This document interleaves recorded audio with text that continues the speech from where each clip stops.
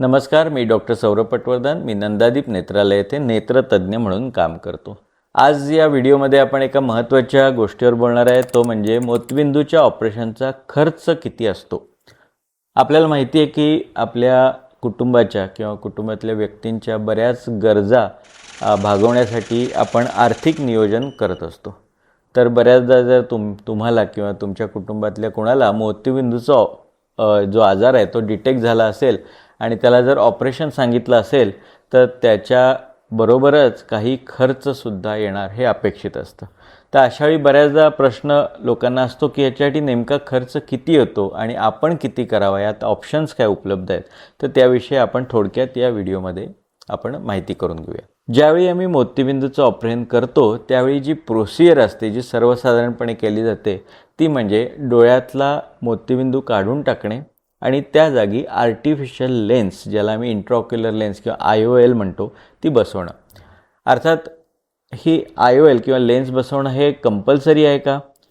पूर्वीच्या काळी म्हणजे 30-40 वर्षापूर्वी किंवा त्याही आधी ज्यावेळी लेन्सेस उपलब्ध नव्हत्या त्यावेळी मोतीबिंदू केवळ काढला जायचा आणि लेन्स नसल्यामुळे अशा पेशंटना विदाऊट लेन्स ठेवलं जायचं. पण त्याचा दुष्परिणाम असा व्हायचा की खूप जाड भिंगाचे चष्मे त्यांना लागायचे. मग हळूहळू गेल्या काही वर्षांमध्ये लेन्सेस आल्या. लेन्सेसमुळे लागणाऱ्या चष्म्याचं प्रमाण कमी झालं आणि त्याच्यामध्ये आता हळूहळू अद्ययावत लेन्सेस आल्या, ज्याच्यामध्ये चष्म्यावरचं अवलंबन आणखी कमी होतं आणि दिवसेंदिवस नवनवीन टेक्नॉलॉजी आणि नवीन लेन्सेस उपलब्ध होत आहेत. त्यामुळे जर तुम्ही म्हणाल की 15-20 वर्षापूर्वीचे जे आपल्याकडे लेन्सचे चॉईसेस होते किंवा खर्च होता तो आता तसाच राहणार आहे का? तर नाही, त्याच्यामध्ये फरक पडणार आहे. आणि काही वर्षांपासून हे बदल जे आहेत त्याच्यानुसार आपल्याला जे आर्थिक खर्च आहे ऑपरेशनचा त्यातसुद्धा हळूहळू वाढ होत गेलेली आहे. कारण टेक्नॉलॉजी जशी इम्प्रूव्ह गेली तसे अधिक पर्याय आता रुग्णांना उपलब्ध आहेत. तर आपण थोडक्यात माहिती करून घेऊया कुठले पर्याय तुम्हाला उपलब्ध आहेत आणि त्याला खर्च साधारण किती होतो. जी आपण स्टँडर्ड प्रोसिजर म्हणतो मोतीबिंदूसाठी ती आहे फेको पद्धती.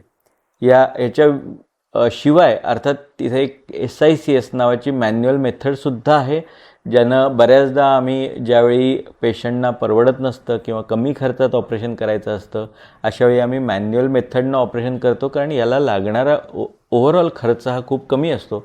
आणि बऱ्याचदा ज्यांना आर्थिकदृष्ट्या परवडत नाही असे शिबिरांमध्ये किंवा आमच्याकडे सुद्धा जे खूप गरीब रुग्ण येतात त्यांच्यासाठी आम्ही हे मॅन्युअल SICS नावाची पद्धती वापरतो आणि त्याच्यामध्ये खर्च तुलनेनं खूप कमी असतो. अर्थात ज्यांना आर्थिकदृष्ट्या एवढा प्रॉब्लेम नसेल तर त्यांना आम्ही फेको नावाच्या पद्धतीनं ऑपरेशन करायला सांगतो.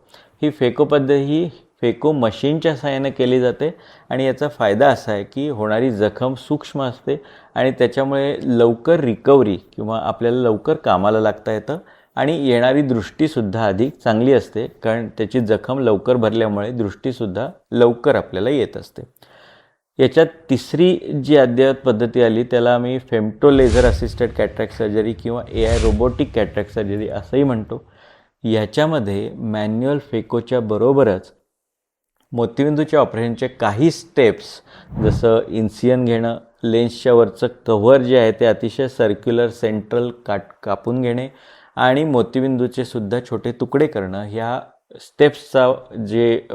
स्टेप्ससाठी आम्ही फेमटो लेझर म्हणजे लेझरचा वापर करतो आणि बाकीच्या स्टेप्ससाठी मॅन्युअल फेको पद्धतीनं आम्ही ऑपरेशन करतो. आणि याच्यामुळे थोडासा खर्च अजून या पद्धतीचा वाढतो. त्यामुळे ज्यांचं आर्थिक नियोजन शक्य नसेल, ज्यांना परवडत नाही, अशा लोकांनी मॅन्युअल SICS पद्धतीचा वापर केला तरी चालेल. परंतु ज्यांना आर्थिकदृष्ट्या शक्य आहे त्यांनी फेको पद्धती किंवा रोबोटिक किंवा femto laser assisted cataract surgery याचा वापर जरूर करून घ्यावा. साधारणतः मॅन्युअल SICSमध्ये खर्च तुलनेनं कमी असतो. साधारणतः 5,000 ते 15,000 20,000पर्यंत याचा खर्च एका डोळ्याचा असतो. फेको पद्धतीमध्ये हा खर्च 10,000 ते 15,000पासून चालू होतो आणि तो लेन्सच्या प्रकारानुसार वाढत जातो. जी रोबोटिक किंवा फेमटो लेझर कॅटरॅक्ट सर्जरी आहे त्याच्यामध्ये जी काही फेको पद्धतीनं होणारा खर्च असतो त्याच्यामध्ये साधारण 20,000 ते 40,000 रुपये हे अधिक वाढत असतात. आता प्रत्येक पद्धतीमध्ये आपलं जे पॅकेज आहे किंवा एकूण खर्च काय येणार आहे याच्यात फक्त लेन्समुळे खर्च ठरत नसतो, तर त्याच्यामध्ये इतर गोष्टीसुद्धा अंतर्भूत असतात. म्हणजे ज्यावेळी आम्ही एखादं पॅकेज बनवत असतो तर त्याच्यामध्ये लेन्सचा जो खर्च आहे, म्हणजे हा एक गैरसमजूत लोकांची असते की पूर्ण ऑपरेशनचा खर्च म्हणजेच लेन्सची किंमत किंवा लेन्सची किंमत हाच पूर्ण ऑपरेशनचा खर्च. तर तसं नाही आहे. लेन्सची किंमत साधारणतः तुमचं जे ओव्हरऑल पॅकेज आहे त्याचं साधारण 10 ते 30% ही लेन्सचा खर्चाचा त्याच्यामध्ये समावेश होतो. बाकी खर्चामध्ये ऑपरेशन थिएटर यंत्रणा आपल्याला सांभाळावी लागते. याच्यामध्ये क्लीन OT मेंटेन करणं, त्याचं निर्जंतुकीकरण करणं, त्याच्यामध्ये असणारे अद्ययावत इक्विपमेंट ज्याच्यामध्ये आम्ही फेको मशीन असेल, मायक्रोस्कोप्स असतील, असिस्ट करण्यासाठी इन्स्ट्रुमेंट्स असतील, ट्रॉलीज असतील, हे सगळे त्याच्यामध्ये खर्च असतो. जवळजवळ ऑपरेशन थिएटरचा मेंटेनन्स खर्च 20 ते 30% असतो. याशिवाय तुम्हाला जो इतर स्टाफ, आम्हाला ट्रेंड स्टाफ लागतो, असिस्टंट लागतात, जे तुम्हाला ऑपरेशनच्या आधीपासून नंतरपर्यंत तुमची काळजी घेतात, ऑपरेशनच्या दरम्यानसुद्धा तुम्हाला सहकार्य करतात. अशा स्टाफला ट्रेनिंग देणं, त्यांना सांभाळणे, त्यांचं सॅलरी पगार देणे, या सगळ्यासाठी जवळजवळ 15 ते 20% खर्च होत असतो. याशिवाय आपल्याला ज्यावेळी ऑपरेशनच्या पूर्वीच्या तपासण्या असतील, ऑपरेशन नंतरच्या तपासण्या असतील, याचासुद्धा खर्च जो असतो तो या ऑपरेशनच्या पॅकेजमध्ये बऱ्याचदा इन्क्लूड केलेला असू शकतो. या सगळ्याशिवाय जे आपल्याला जे पूर्ण OT किंवा हॉस्पिटल यंत्रणा सांभाळायची आहे, याच्यामध्ये इलेक्ट्रिकलपासून, प्लंबिंगपासून, वॉटर मेंटेनन्सपासून, ओव्हरऑल सेफ्टी, फायर सेफ्टी, या सगळ्या, त्याशिवाय लायसन्स सांभाळणे, लायसन्ससाठी लागणारी फीज, वेगवेगळ्या ॲक्रिडिटेशनसाठी लागणारी फीज, याशिवाय काही कन्झ्युमेबल्स यूज होतात जसे मशीनचे लागणारे पार्ट्स, मशीनचे मेंटेनन्स, या सगळ्याचाच खर्च जवळजवळ 10 ते 20% ॲडिशनली होत असतो. हे सर्व सोडता साधारणतः 10 ते 20% आपल्याला सर्जन फीज, म्हणजे जो आपल्याला ऑपरेशन करणारा सर्जन आहे, यासाठी राखून ठेवावे लागतात. तर हे सगळ्याचाच जो पार्ट आहे तो म्हणजे आपल्याला पॅकेज बनवून दिलं जातं. त्यामुळे ही एक गैरसमजूत असेल तर ती काढून टाका की पूर्ण ऑपरेशनचा खर्च म्हणजेच लेन्सची किंमत असते. तर लेन्सच्या किमतीशिवाय बराच खर्च आपल्याला करावा लागत असतो. तर लेन्सचं आपण कुठली लेन्स ठरवत आहे त्याच्यानुसार, त्याच्या कॉस्टनुसार हे पॅकेजेस बदलत असतात. तर साधारणतः लेन्सच्या पॅकेजेसची किमती किती असतात याची मी तुम्हाला माहिती देतो. जर आपण मोनोफोकल नावाच्या लेन्सचा वापर केला, ह्या बेसिक लेन्सेस मानल्या जातात, तर बेसिक मोनोफोकलची कॉस्ट ही साधारणतः 10,000 पासून ही 30-40,000 असतो. आणि ह्याच्यामध्येच काही ॲडव्हान्स मोनोफोकल लेन्सेस असतात, तर त्याची कॉस्ट ही 50,000 पासून 70-80,000 असतात. याच्यात फरक काय असतो, तर याच्यात मटेरियल लेन्सचं हे इम्प्रूव्ह केलेलं असतं. तसंच तुम्हाला लागणारा जो चष्म्याचा नंबर आहे तो सुद्धा ॲडव्हान्स लेन्सेसमध्ये तुलनेनं कमी येत असतो आणि थोडीशी रेंज आपली वाढत असते. याशिवाय दुसऱ्या प्रकारात, ज्याला आम्ही इड ऑफ लेन्सेस म्हणतो, इड ऑफ लेन्सेसमध्ये आपल्याला दूरचं आणि हाताच्या अंतराचं दिसत असतं. याची जी रेंज आहे, जी ऑपरेशनचा खर्चाची सुरुवात होते, ती साधारण 50,000 ते 60,000 पासून चालू होते आणि ती जवळजवळ 1.5 ते 2 लाखांपर्यंतसुद्धा याच्या वेगवेगळ्या लेन्सेस उपलब्ध आहेत. तर याच्यामध्ये सुद्धा त्या लेन्सची क्वालिटी, त्याच्यामधली जी ऑप्टिकल प्रॉपर्टीज आहेत, त्याच्या रेंज ऑफ विजन त्याच्यामध्ये जे आपण ॲड केलेलं आहे, त्यानुसार याचा खर्च जो आहे तो हळूहळू वाढत जात असतो.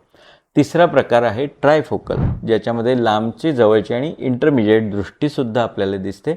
याच्यासाठी सुद्धा जो खर्च असतो तो बेसिक खर्च 40,000 ते 50,000 पासून चालू होतो आणि तो 1.5 ते 2 लाखापर्यंत असू शकतो. यातसुद्धा जसं जसा खर्च वाढतो त्याप्रमाणे आपल्या लेन्सची क्वालिटी, त्याचे वेगवेगळ्या ऑप्टिकल प्रॉपर्टीज याच्यामध्ये तफावत असतो. मी मगाशी सुरुवातीला सांगितलं तसं याशिवाय 2 मोठे महत्त्वाचे खर्च जे आपल्याला, ज्याच्यामध्ये वेगवेगळ्या पॅकेजेस चेंज होतात, ते म्हणजे तुम्हाला वापरण्यात येणारी कुठली पद्धती आहे. म्हणजे जर तुम्ही फेको पद्धतीनं करून घेत असाल तर त्याच्यातसुद्धा फेको मशीनचे पुष्कळ प्रकार आहेत. आम्ही जे आमच्या इथे वापरतो ती अतिशय हायेस्ट लेवलची ॲक्टिव्ह फ्लुइडिक्स किंवा IOP कंट्रोल पद्धती आहे. याच्यामध्ये रुग्णाची सुरक्षितता ही खूप हायेस्ट लेवलपर्यंत आम्ही देत असतो. याच्याशिवाय काही त्याच्या खालच्या ग्रेडचे सुद्धा फेको मशीन उपलब्ध असतात. जर आपल्याला त्या मशीनचा वापर करून जर करायचं असेल ऑपरेशन तर त्याच्यामुळे आपला खर्च हा कमी होत असतो. पण लक्षात घ्या त्याचमुळे आपली सुरक्षिततासुद्धा थोडीशी कमी होत असते. त्यामुळे आम्ही जनरली सगळ्यात बेस्ट पॉसिबल मशीनचाच वापर केला जातो आणि त्याच्यामुळे खर्चात थोडीशी वृद्धी होत असते. आणि मी मगाशी सांगितलं त्याप्रमाणे जर आपण फेमटो लेझर असिस्टेड किंवा रोबोटिक AI सर्जरी करत असू तर या पॅकेजेसमध्ये साधारण 30 ते 40,000 रुपयाची भर पडत असते. तुम्हाला कुठले ऑपरेशन करायचं आहे किंवा किती खर्च करायचा आहे याच्याविषयी तुम्हाला कुठलीही शंका असेल तर जरूर तुम्ही समुपदेशकाशी सल्ला घ्या. तुमच्या डोळ्यासाठी योग्य टाईप कुठला लेन्सचा हा तुमच्या दैनंदिन गरजांनुसार आणि तुमच्या डोळ्याच्या तपासणीनुसार आपण सांगू शकतो. आणि त्याच्यामधली सुद्धा कुठली लेन्स तुम्हाला अधिक योग्य असेल आणि त्याच्यामध्ये तुम्ही किती खर्च त्याच्यामध्ये करावात याची तुम्हाला अधिक माहिती समुपदेशक देऊ शकतात. तर लक्षात घ्या मोतीबिंदूचं ऑपरेशन हे आयुष्यात एकदाच होत असतं. त्यामुळे तुमच्या डोळ्याला योग्य ते सूट होणारी तसंच मोतीबिंदूचं ऑपरेशन करणारी योग्य पद्धती निवड करणं आणि सगळ्यात महत्त्वाचं म्हणजे एक अनुभवी नेत्रतज्ञाकडून ऑपरेशन करून घेणं हा फार महत्त्वाचा भाग आहे. मला वाटतं जर एक अनुभवी नेत्रतज्ञ असेल तर बऱ्याच रुग्णांना तो अतिशय चांगली दृष्टी देऊ शकतो. धन्यवाद.